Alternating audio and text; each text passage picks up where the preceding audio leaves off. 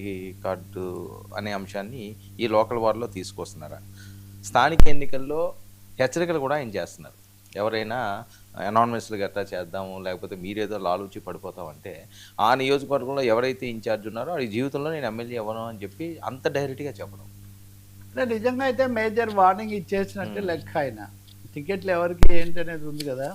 ఎక్కడైతే ఏకగ్రీవం అయిందో అక్కడ ఆ ఎమ్మెల్యేకు ఇంక టికెట్ అంటే ఎమ్మెల్యే హ్మ్. అభ్యర్థికి టికెట్ లేనట్టే అని ఒక ప్రకటన చేసాడు. ఖచ్చితంగా ఒక వార్నింగ్ సిగ్నల్ అది. అంటే చచ్చి చెడి ఎవరో ఒకరు నిలబెట్టాలి, తప్పకుండా ఫలితాలు తీసుకొని రావాలి అన్నది. అది తీవ్రమైన హెచ్చరిక. నిజానికి ఒక టెన్షన్ కూడా క్రియేట్ చేయొచ్చు. ఇప్పుడు వెంటనే కొంచెం టీడీపీ వర్గాలు ఒక స్టోరీ తీసుకొస్తున్నాయి. తను ముఖ్యమంత్రిగా ఉన్నప్పుడేమో అందరూ ఏకగ్రీవం కావాలి అన్న పద్ధతిలో ఇతరులకు అవకాశం ఇవ్వకుండా చేశారు. ఇప్పుడేమో ఎవరైనా ఏకగ్రీవం అయితే అస్సలు సహించేది లేదు, మీకు భవిష్యత్తే ఉండదని చెప్పి ముందస్తుగానే వాళ్ళని హెచ్చరిస్తున్నారు. కాబట్టి జగన్ది ఇలా ఉంటుంది అని చెప్తున్నారు. ఈరోజు ఆయన ప్రెస్ మీట్ 3 అంశాలు చెప్తానని చెప్పారు. ఒకటేమో కరువు, రెండోదేమో బీసీలు, మూడోదేమో పోలీసులు. ఈ 3 అంశాలు చాలా ఆయనే మీరన్నట్టు ఆయనే సుదీర్ఘంగా అన్నాడు. హ్మ్. గతసారి నేను పలానా అంశము చాలా సమగ్రంగా, సుదీర్ఘంగా వివరించాను. కానీ ఇప్పుడు నేను ఈ అంశాలు వివరిస్తున్నాను అని చెప్పారు. సమస్యలు లేవా అంటే మొదటిది కరువు. ఖచ్చితంగా 680 మండలాల్లో దాదాపు 700 మండలాల్లో కరువు వచ్చే ఛాన్స్ చాలా ఎక్కువగా ఉంది. ఎల్‌నినో వల్ల వర్షాలు సరిగ్గా పడలేదు. చంద్రబాబు నాయుడు కూడా కొద్ది రోజుల కిందట అధికారులతో సమావేశమైనప్పుడు దీని మీద చర్యలు మీరేదైనా తీసుకోవాలి, కొంతమందికి దీని తీవ్రత అంతుబట్టట్లేదు, అర్థం కావట్లేదని కూడా ఆయన అన్నారు. కరువు అనేది ఎల్‌నినో అసాధారణ ఎఫెక్ట్ వల్ల దేశమంతా ఉంది. తెలుగు రాష్ట్రాల్లో ఇంకా ఎక్కువగా ఉంది. నీటి ఇది కూడా తగ్గిపోతుంది, పరిమాణం కూడా. ఇలాంటి సమయంలో ఏం చేయాలని. ఇప్పుడు సమస్య ఏమంటే ముఖ్యమంత్రి కూడా వాళ్ళను అలర్ట్ చేశారే కానీ ప్రణాళిక ప్రకటించలేదు. నిధులు కేటాయించడం, ప్రత్యేకమైన చర్యలు, పనులు కల్పించడం చాలా ముఖ్యమండి. ఇదివరకు గ్రామీణ ఉపాధి హామీ పథకం ఉండేది. ఇప్పుడు అది కూడా వెనకబడి పడి వీజీ, రామ్జీ అనే రూపం తీసుకున్న తర్వాత పనులు తగ్గిపోయాయి. అందువల్ల కరువు, రైతులను ఆదుకోవటం, ఆ మంచినీటి కూడా సమస్య వస్తుందనేది ఇది నెంబర్ 1. సో ఆయన మొదట్లో తన ప్రభుత్వం ఉన్నప్పుడు తను ఎలా చర్యలు తీసుకున్నారు, ఇప్పుడు తీసుకోవట్లేదు. ఇంక మళ్ళీ ఒక రైతు భరోసా కార్యక్రమాలన్నీ అవన్నీ కూడా చెప్పి చంద్రబాబు నాయుడు కరువు నివారణకు ఆదుకోవడానికి చర్యలు తీసుకోవడం లేదు. ఇది చాలా అనేది మొదటిది. రెండోది బీసీలకు సంబంధించి స్థానిక ఎన్నికలు బీసీలు కలిపితే మీరు చెప్పింది స్థానిక ఎన్నికల్లో మనం బ్రహ్మాండం గెలవాలి. ఎన్నికలు సరిగ్గా జరిగితే మనమే గెలుస్తాం. మనం గెలవలేదంటే ఎన్నికలు సరిగ్గా జరగలేదు, అక్రమాలు జరిగాయని మనం భావించాల్సి వస్తుంది. అందుకని మీరు పూర్తి అప్రమత్తంగా ఉండండి. ప్రతి చోట మనం నిలబడాలి, పోరాడాలి. ఎక్కడైనా తేడా వస్తే మటుకు కథ ఇది అయిపోతుందని చెప్పి ఆయన చెప్తున్నారు. నాయకుడు ఉన్నాడనే నమ్మకం క్యాడర్ కలగాలి అని. అంటే ఒక విధంగా ఇది ఒక మధ్యంతర యుద్ధంలాగా తీసుకుంటున్నారు.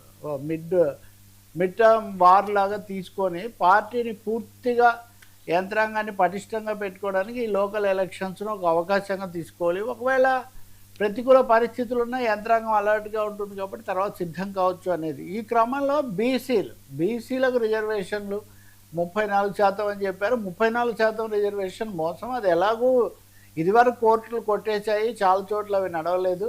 ఇప్పుడు కూడా కోర్టులో మళ్ళీ వీళ్ళే సవాలు వేరే పేరుతో వేయిస్తారు. అందుకని అసలు ఎన్నికలు జరుగుతాయో లేదో అనేది ఒక సందేహంగా ఉంది. జరిగితే మటుకు మనం గెలవాలి. బీసీల కోసం రిజర్వేషన్లను ప్రచారం చేసుకోవటమే కానీ బీసీలకు ఎప్పుడు ఇవ్వలేదు అని ఒక పెద్ద జాబితా చెప్పారు. అంటే రాజ్యసభకు బీసీలను పంపించడం వైసీపీ ఉన్నప్పుడే మొదలైంది, అంతవరకు ఎప్పుడూ పంపించలేదు. అలాగే అంటే ఒకటే జగన్ వాదన ఏంటంటే నామినేటెడ్ పదవులకు ఎప్పుడు బీసీలను కింది వర్గాలను చంద్రబాబు చేయలేదు. తప్పనిసరి అయ్యే చోట పెట్టారు కానీ మేమైతే చాలా చేశాము. దాదాపు 40-50% వరకు మేము ఈ బీసీ అభ్యర్థులకు ఇస్తూ వచ్చాము అనేది బీసీ కార్డ్ అనండి, లేదా బీసీ వ్యూహం అనండి. ఆ విషయం మీద ఇంతకుముందు కూడా మనం చూసాము. ఆ చీదిరి అప్పలరాజు దగ్గరికి వెళ్ళినప్పుడు, లేకపోతే మొన్న విరూపాక్షి, ఈ కేసులన్నింటిలో బీసీ నాయకులను, మాజీ మంత్రులను, శాసనసభ్యులను టార్గెట్ చేసి వాళ్ళను మన నుంచి దూరం చేయడానికి, భయోత్పాతానికి ఒక విధమైన కక్ష సాధింపుకు చేస్తున్నారనేది మళ్ళీ ఆ ఆరోపణ ఆయన మళ్ళీ చేశారు. చీదిరి అప్పలరాజు విషయంలో కూడా బైక్ యాక్సిడెంట్ జరిగితే దాన్ని చాలా తీవ్రంగా చూపించి ఆయన్ను పెట్టారు. ఆ తర్వాత నా పర్యటనప్పుడు జనం చాలా ఎక్కువగా వచ్చారని చెప్తే లక్షల మంది సమక్షంలో ఎవరైనా ఎస్ఐ మీద హత్యా ప్రయత్నం చేయడం సాధ్యమా? హత్యా ప్రయత్నం చేశారని ఇన్ఛార్జిగా ఉన్న చింతాడ రవి అనే ఆయన మళ్ళీ జైలుకు పంపించారు. మళ్ళీ విరుగుపరిచి అంటే వీళ్ళందరి మధ్య కామన్ ఫ్యాక్టర్ ఏమంటే వీళ్ళందరూ బీసీలు. కాబట్టి బీసీల కోసం రిజర్వేషన్లు ఇచ్చానని ఒకవైపున చెప్పుకుంటూ రెండో వైపున బీసీలనే టార్గెట్ చేసి దెబ్బతీస్తున్నారు అన్నది ఆయన చేసిన రెండో ఆరోపణ. మూడోది అసలు స్థానిక ఎన్నికలు జరుగుతాయా లేదా? జరగకపోవచ్చేమో వీళ్ళు చేసే వీటి వల్ల కోర్టులకు వెళ్తున్నారు రకరకాల పేర్లతో. ఇంకో పెద్ద సమస్య ఏమంటే సర్ అనే దాంట్లో 45 లక్షల ఓట్లు పోతున్నాయని ప్రకటించారు. కానీ సర్ అమల్లోకి రాకముందే ఎన్నికలు జరపాలని చంద్రబాబు నాయుడు హడావుడి పడుతున్నారు. సో సర్రాకంటే 45 లక్షల ఓట్లు సరైనవి కాదు అని వాళ్ళు తొలగిస్తుంటే మీరు ఆ 45 లక్షలతో సహా మీరు ఎలా ఎన్నికలు జరుపుతారు? కాబట్టి ఓటర్లు కాని వాళ్ళతో ఓట్లు వేయించి గెలవాలని మీరు భావిస్తున్నారు అనే ఒక ఆరోపణ. అంటే బీసీ రిజర్వేషన్ల సమస్య ఒకటి, ఓటర్ల జాబితాలు కూడా అవకతవకలు సమగ్రత లేకుండా ప్రక్షాళన కాకుండానే చేయాలనేది ఒకటి. ఇవన్నీ చాలా ఎత్తుగడలు. ఇవన్నీ కాకుండా పోలీసులను ప్రయోగించడం, ఇదిగో కేసులు పెట్టడం ఇవి జరుగుతుంటాయి. ఇవి ఎలా తట్టుకోవాలని పోలీసులను ప్రయోగించడం ఎంతవరకు అంటే గంజాయి రవాణాకు కూడా పోలీసులనే ఉపయోగిస్తున్నారు. ప్రకాశం జిల్లాలో ఈ బాక్సులు మద్యం పట్టుబడితే దాంట్లో మఫ్టీలో ఉన్న పోలీసులు దాంట్లో ఉంటే వాళ్ళని కాపాడడానికి రకరకాల ప్రయత్నాలు చేశారు. కానీ ఇంతకుముందు ఎప్పుడూ లేనంతగా ఈ మత్తు పదార్థాలు వీటన్నిటి రవాణాలో లేకపోతే వ్యాపారాల్లో అక్రమ సంబంధాలు కూడా పోలీసులు వాటికి దోడ్పడుతున్నారు అనేది ఆయన తీవ్రమైన ఆరోపణ. 3-4 ఆరోపణలు ఈ విధంగా ఆయన చేసుకొని వచ్చారు. కానీ వీటన్నిటిని తట్టుకొని మీరు గెలవాలి, నిలబడాలి.